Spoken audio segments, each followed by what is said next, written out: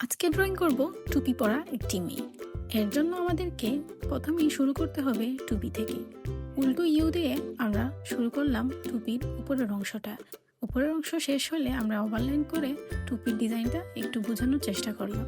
দুই সাইডে দুটি বাঁকা লাইন করে এবং একত্রেই দুইটি লাইনকে এক এক করে দিলেই হয়ে যাবে আমাদের টুপি। এবার আমরা ফেস ড্রয়িং করব। ফেসটা ইউ আকৃতি করে দিয়ে দিলেই ফেসের অংশটা বোঝা যাবে। দুই পাশে দুটি লাইন কেটে দিলাম, এতে করে আমাদের চুলের ডিজাইনটা বোঝা যাবে।